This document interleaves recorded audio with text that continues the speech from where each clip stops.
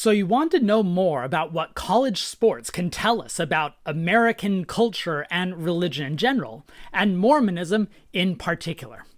In case you don't follow sports news, the BYU men's basketball team has recently embarked on the most anticipated season in the school's history. This is partly due to the coach Kevin Young, who took over the basketball program a couple seasons ago and has transformed it into a national powerhouse, as seen in the signing of AJ Dybantsa, the top recruit in the nation and likely the highest prospect to ever sign with BYU. And to show how money has infiltrated this college athletics program to such a degree, while we don't know the specifics, it's estimated that Dybantsa is receiving between $6 and $7 million in NIL money as a result of playing for BYU. Now, this story is of obvious interest to the dedicated Cougar Nation. There's many who are pride, and fandom is always strong and irrational. To use me as an example, I'm not even allowed to speak on BYU campus, and I am very uncomfortable with the name Brigham Young for reasons that should be apparent if you watch many of my videos. But I'm still a true blue fan, as seen in my paraphernalia. I pull out my Danny Ainge BYU basketball jersey whenever it's a big game, and I proudly cheer on the team. Again, fandom is irrational.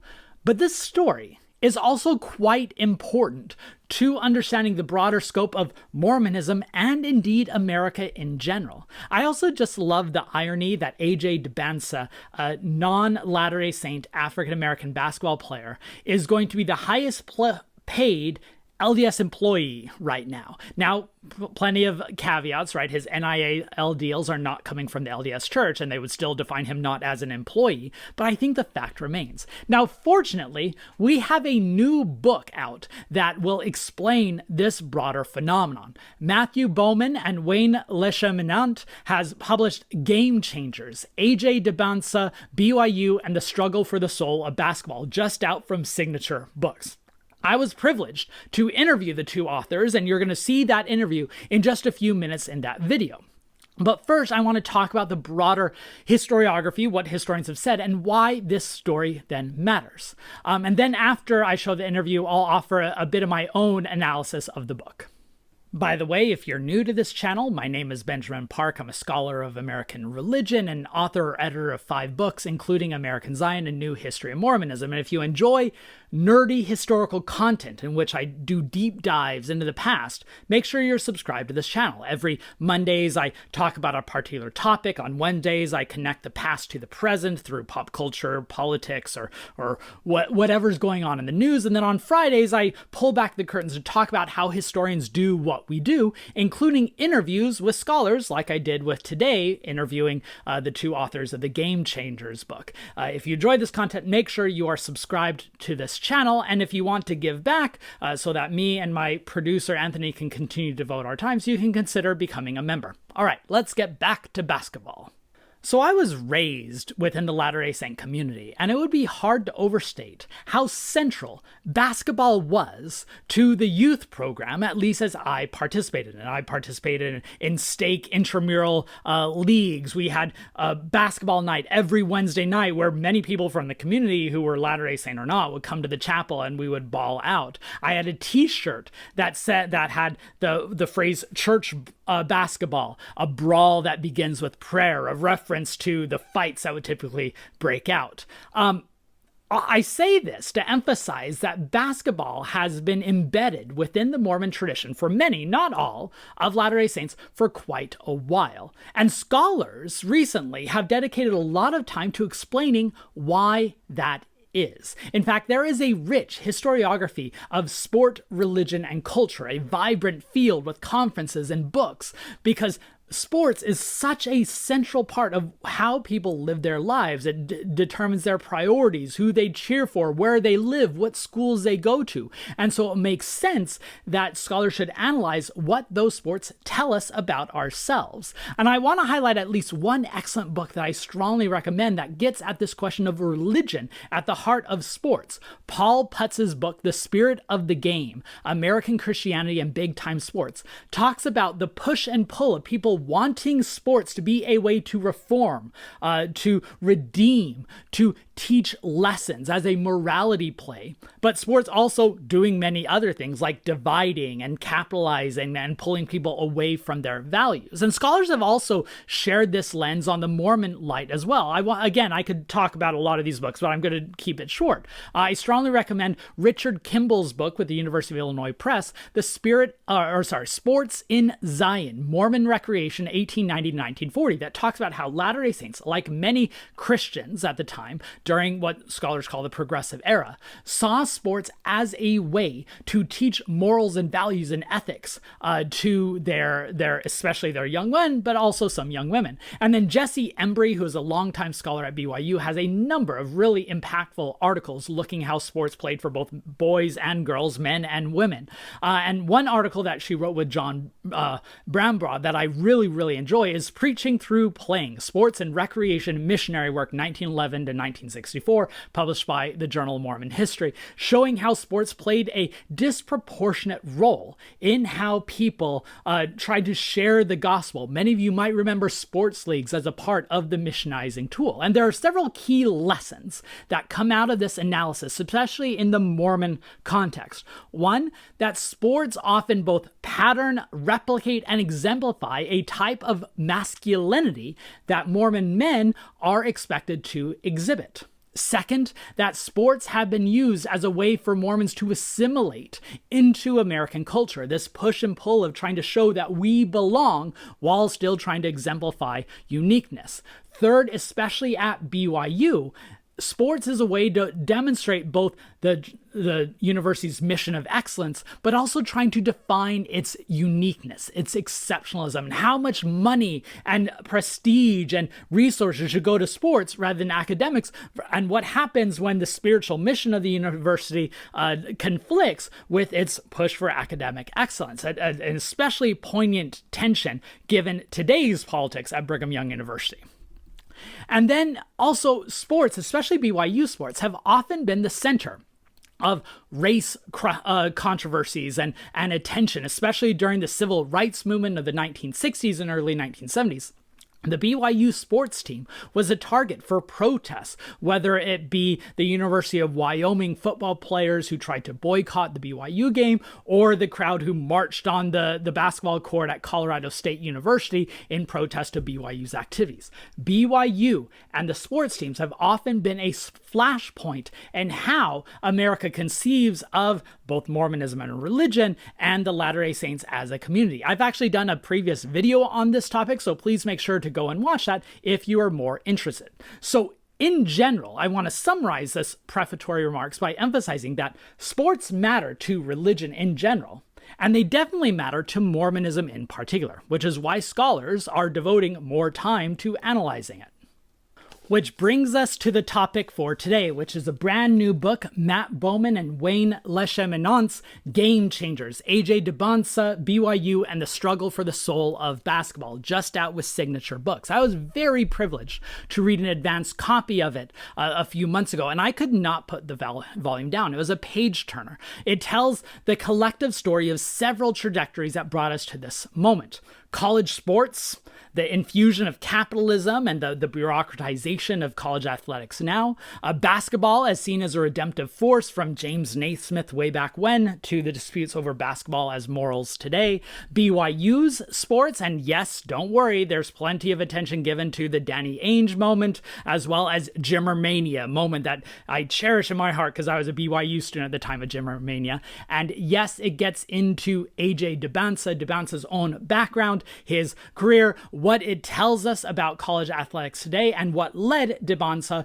to sign with Brigham Young University. Now, I read an advanced copy because I provided a blurb, so I thought I would read the blurb of what I wrote for the book, which you can find on the back of its spine. I said, "This utterly riveting and deeply relevant book is a tale of two impulses, the push to corporatize and monetize college basketball and the winsome desires to save the sport from those same pressures.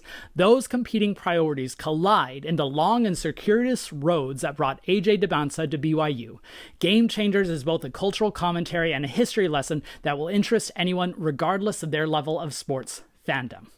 All right, with that out all the way, let's have the interview with the authors. All right, now I'm really grateful to welcome onto this video the authors of the Game Changers book, Matt Bowman and Wayne LeCheminant. Thank you two so much for giving some of your time, and we'll go ahead and jump in. So why don't we start with you, Matt? What does studying college athletics tell us about American society in general? There's two ways of answering that, I think. The first is kind of broad and theoretical, like something that many scholars who study sports will tell you, and also I think something that some of the inventors of sports, like James Naismith, who invented basketball, really hoped was true, which is that the very structure of sports reflect something about how we think about an organized society, right? A lot of ancient Greek sports, for instance, like marathons and the rest, were about peak individual performance. Naismith really hoped that basketball would signal a kind of growing sense of cooperation and collectivism in American society more generally. So that's kind of one way, right? Sports is a vehicle for values. But I think more particularly, and especially in looking at post-war America, and as you say, the kind of the changes collegiate sports have gone through in the past 70 or 80 years, we can see sports as kind of a microcosm of trends and forces that are happening in America more generally. For instance, right, in the late 20th century, we've seen this massive expansion of institutions and organizations and bureaucracies in the United States, everything from a vastly expanding federal government to the rise of massive corporations and big business. Sports reflects these trends as well, as it has become institutionalized and become woven into the fabric of higher education in the late 20th century United States. Similarly, the growing forces of consumerism and advertising, the political movements we might collectively call the rights movements of the 60s and 70s and 80s, all of these things, right, appear in sports in great detail. And in some cases, right, sports are the places where many Americans who don't pay a ton of attention to politics or who are not monitoring the subtle continental divides and shifts of the American economy might actually perceive these things happening in their own lives. In that sense, right, their sports are both really a window into these changes, but also a way in which we might examine how many people in America have reflected on and grappled with and understood those transformations. Yeah, that hits me as very true, especially since um, analysts and critics often talk about how we no longer have a uniculture, right? Where everyone's watching the same shows or movies. But one of the examples of a uniculture in America is sports. There's still lots of people who turn on their TVs to watch sporting events. They donate to their local teams. And so I think you're absolutely right that it gives a prism, a viewpoint through which we can see broader society, because this is one aspect that touches all elements of our community. So that's some of the background for the broader society. Wayne, why don't I turn to you and ask, how does BYU fit into this broader community? What's the basic background of BYU athletics and how it's developed over the last century or so? Well, as many of your listeners probably know, the LDS Church and Mormon culture in general has long sought to be seen as fitting in, right, and looking to be accepted as part of the mainstream. And now that certainly wasn't the case when the LDS community first moved to Utah, but ultimately, as for let's say the last 100 years, roughly when BYU sports came about, it was meant to teach student athletes the all the moral teachings of the LDS Church, right? Cooperation, teamwork, selflessness. And that's what it was primarily used for. And BYU athletics, such as it was seen as a way to help people develop their personal and moral lives. And it's interesting that fits right in with, as we talk about in the book, Naismith in creating basketball. He saw basketball, in fact, as a great moral teacher. And it's interesting to look at, in fact, the way basketball changed from a a sport in which there was a lot of injury and really boring. Right, the first game I think was 1-0, and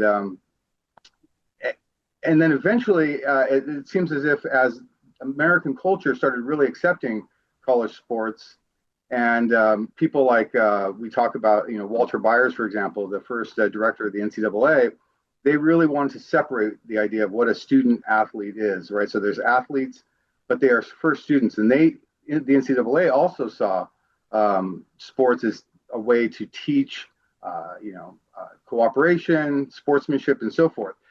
So BYU really caught on to that idea, and it fit really nicely with the paradigm. However, as sports has become immensely popular and there's a lot of money involved, things have changed.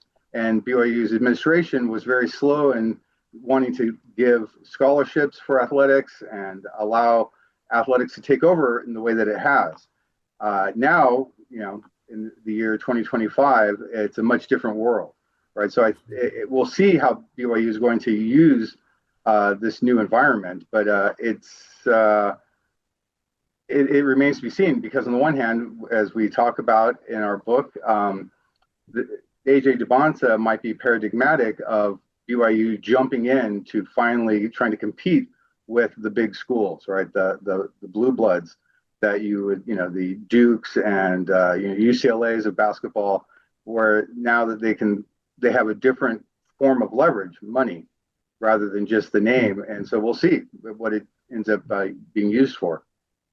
Yeah, and we're going to return to that question of money in a bit, because I think that's one of the most eye-opening aspects of engaging modern college sports. But if we could take a step back, a lot of viewers of this channel will be interested in what does this tell us about Mormonism writ large? And Matt, since you are, as I often say, one of the preeminent scholars of Mormonism, you're best suited to answer this. What does this story of BYU athletics tell us about the Mormon culture?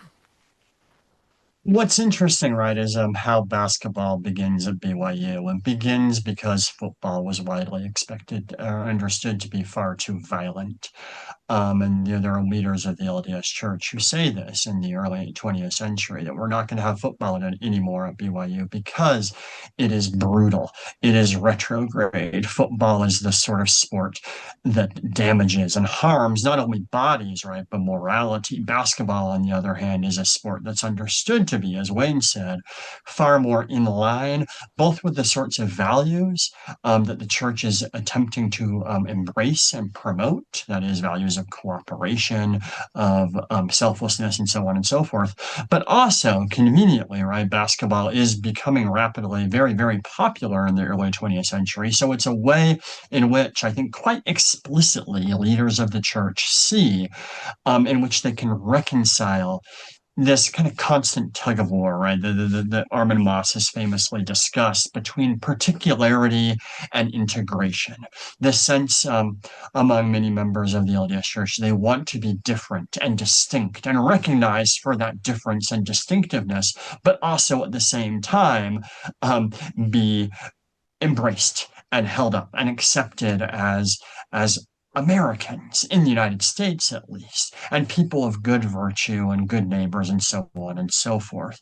So this is why I think you see through much of the early and mid 20th century, basketball becomes very much a tool of the church's missionary program, a way in which missionaries around the world, everywhere from Australia to Latin America, can find themselves a path to become popular in these societies in which they find themselves. They form teams, they teach other people basketball, and they're embraced, I think, both for the sport itself, but also as kind of emissaries of this, especially in the mid-20th century, right, this globalizing American culture, which is becoming incredibly dominant.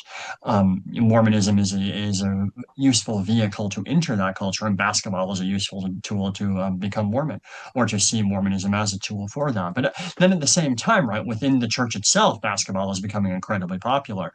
Church leaders in the early 20th century quite consciously direct local congregations to build basketball courts in their meeting houses, right? Basketball is a kind of a virtue promoting sport. They say this quite explicitly.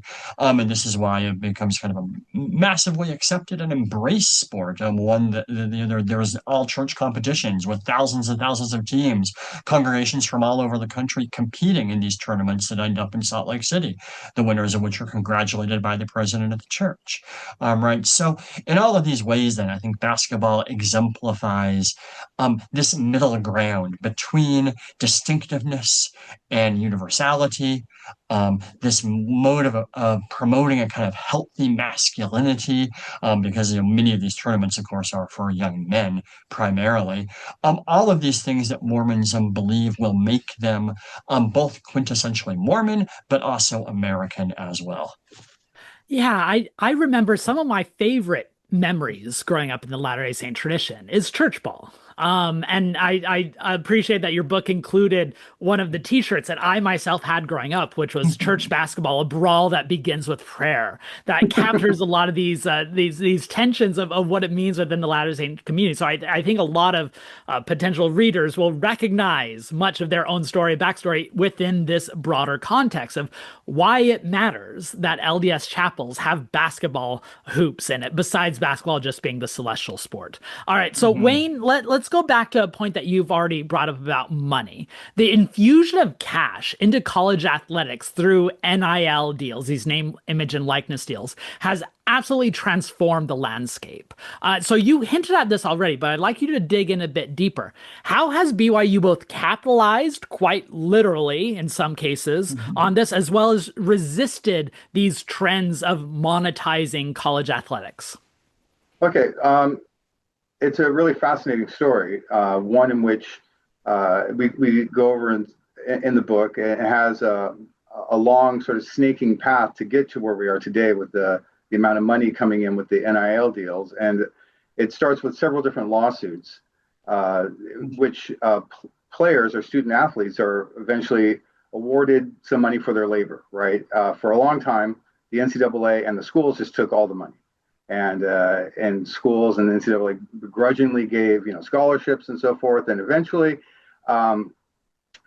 just as we outlined, there's a series of lawsuits that go in the favor of the players. And now what happened is that all these schools now have to pay a bunch of money, essentially. So does the NCAA to student athletes.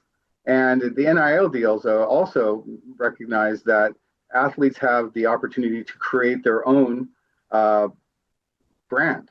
So in fact, AJ Dybantsa and his family is very concerned, not just with what school would he go to, but what could that school do for his brand? And his brand being that he wants to become a dominant NBA player at some point in time. And also, like Shaquille O'Neal or Michael Jordan, become a global force in marketing and selling things. And BYU, in essence, really had, I would say, no choice but to jump into the giving players money. Because if they had not, then it would have just sent them back to the Stone Ages in terms of being competitive. So there's, collectives, right, that deal with giving money to the players and paying them. It's estimated that AJ Dybantsa is going to, between his money received from BYU and his NIL deals with Nike and Red Bull and so forth, is going to make roughly $7 million this year, which is more than he'll make in his first year in the NBA, right, given their collective bargaining agreement. So BYU has, in fact, AJ Dybantsa would not be at BYU had they not had their NIL ducks in a row. I think that's pretty clear. It's true that his parents and he both rave about the BYU culture. And I think that they are being very sincere when they talk about that they like BYU's culture. They love Kevin Young, the coach. They think the athletic department is fabulous and it will really help their son. And they expressed that other schools they've hinted that maybe other schools offered them more, but roughly around the same amount. However, if BYU was not willing to fork out that kind of money to get Dybantsa there, it's very unlikely he would have gone. Now, in terms of resisting, this will be interesting, right? Because the coaches, for from their football coach to Kevin Young, who is a devout Mormon. They have expressed that the primary purpose that they want to teach is that it's still the mission of the church, right? The BYU's mission is to create and help people along their spiritual path, whether they're Mormon or LDS or not. And we'll see. I don't know what so far, the AJ Dybantsa Kevin Young experiment has been going very well. AJ Dybantsa says all the right things. He seems like a very bright, hardworking young man. He's exactly the kind of student athlete BYU wants there. He has said nothing but nice things about BYU and the culture. So there's really not a whole lot, at least publicly, to push back on. And we'll have to see as things move ahead. If BYU is very successful this year, and it's because they were able to get this top-notch recruit, it seems like then they're going to have to jump in for the long haul, or things will, or this will just be a one-and-done season for not just Dybantsa, but for BYU's basketball program at least. So maybe to wrap things up, and I'll go ahead and ask this question to both of you that you can chime in, but we'll start with Matt. Why does this story of AJ Dybantsa going to BYU, why is this an important story to understand all these broader lessons of college athletics in America, American society, Mormonism, and BYU? In other words, why does this story matter? It matters for what these athletics can tell us about a lot of different things. The first being, I think, religion and how religion works in modern America. One of the fascinating things I think about contemporary American religion is the extent to which it manifests in various institutions. Right, the great age of the religious institution is the mid 20th century, right? But emerging from that period, a lot of these religious traditions have founded institutions like movie studios and bookstores, and in fact universities. And Brigham Young University is only, I think, one example of what we might call denominational universities in the United States. Now, should these institutions behave like the tradition itself, or should they behave like other universities? That's a real question, and it's one that I think BYU is kind of tearing itself apart over. There are forces at BYU, and have been for a long time, pulling in one direction, forces pulling it in another direction as well. And athletics, I think, has become one of the major venues for that kind of debate about what exactly is religion in the United States. I could say much more about other of these vast kind of cultural narratives as well, stories about wealth, about the power of consumption and consumerism in contemporary American life, about professionalization, right, which is a story that begins in the same time that basketball itself begins. The notion, right, of transforming things that once in the 18th and 19th centuries in the United States were once referred to as like avocations. Things like medicine or law or athletics have become increasingly professionalized. That is surrounded by gatekeepers, dominated right by professional organizations that have all sorts of like licensing requirements and things like that, and of course have been increasingly dominated by money. Professionalization, maybe more than anything else, is a strategy for consolidating wealth and power. That's true in sports as well, and collegiate sports, I think, have been a major vector of that battleground too. And the intersection between that fight and debates about what it means to be a religion in the United States are incredibly combustible. These are the sorts of things people argue about on the internet all the time, right? And right now, BYU is ground zero for that sort of debate because of their recruitment of AJ Dybantsa. Excellent. Wayne, do you have anything to add about the broader significance of this story?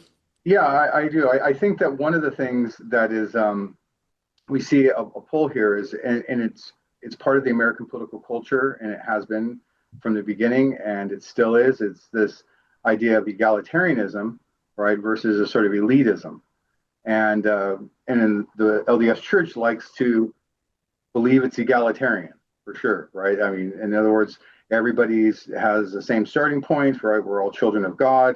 We all have the same moral expectations.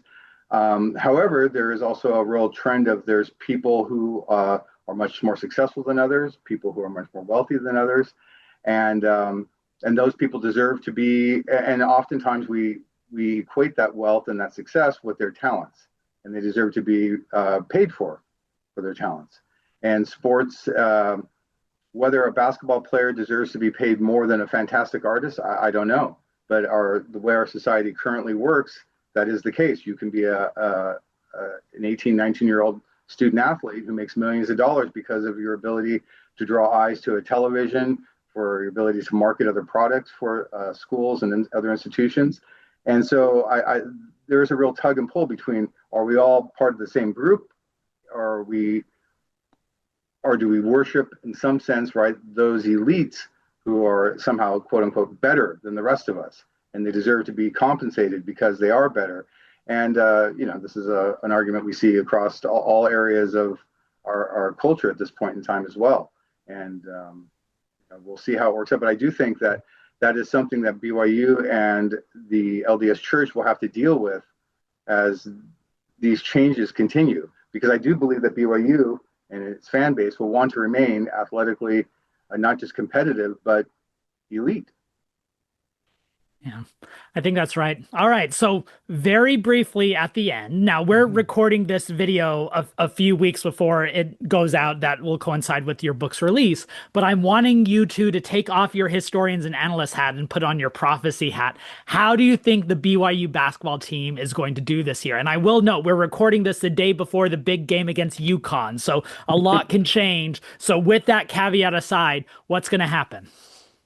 Well, we're also recording the same day that Kennard Davis just got arrested for a DUI, which makes this all a little bit more unpredictable, right? But I think that's a really, I think, fascinating illustration of some of the things we're talking about in the book, right? That this tension that Wayne is talking about between sport, basketball as a kind of a religious thing versus basketball as a monetary thing, and how far is the university willing to go in one direction or the other.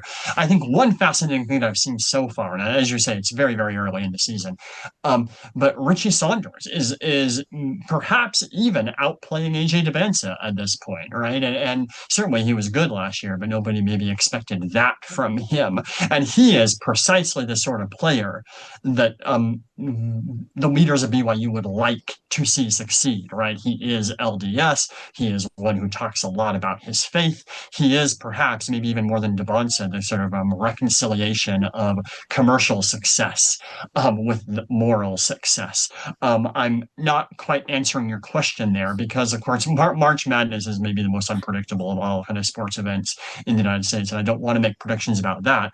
But certainly, I think BYU is going to be around where they've been, top 10 all season, right? They've shown enough, I think, to this point to allow me to make that prediction. Wayne, you can be more precise than I am. Are they going to make the Elite Eight? In fact, that is my prediction, that they make the Elite Eight. There you go.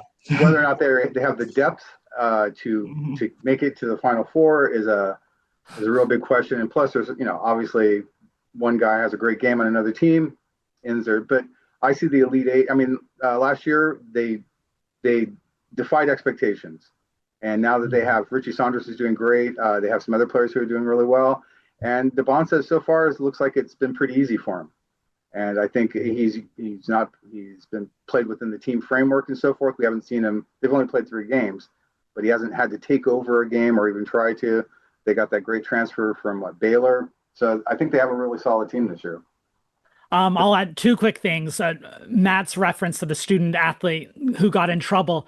Yes, the book digs into the Brandon Davies story at the Gymmermania. So that's another reason to look out in those broader themes that is discussed in the book. So readers, make sure to go get that. And second, I am loving watching Matt, a devoted University of Utah fan, have to be invested in a BYU athletics team this year. That just brings me endless joy. So thank you again to both Matt and Wayne for joining me for this interview. Hey, thank you. Well, there you have it. I hope you found that interview useful. I loved their answers on a variety of different topics. I think Matt Bowman was able to talk about the broader cultural and religious significance of basketball. And I thought Wayne LeCheminant was able to dig into the particulars of why this story matters. So a few strengths in the book that I really recommend. I think it is very well written, as I meant it when I said that it was riveting.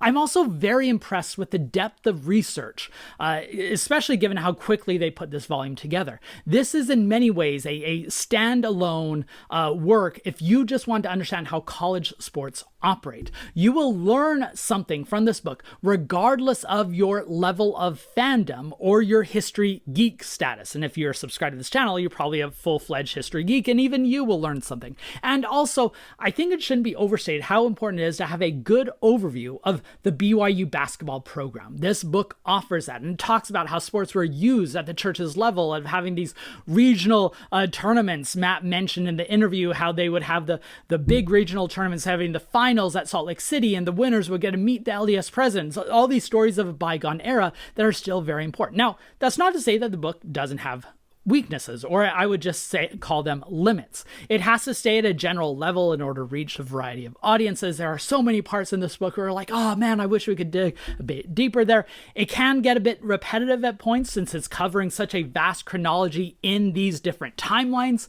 So you're going to cover, a similar area from different perspectives. And sometimes, at least I personally wish the authors would come out and take a moral stance on some of these things that are going on. But of course, they're careful historians, so they're not going to do this.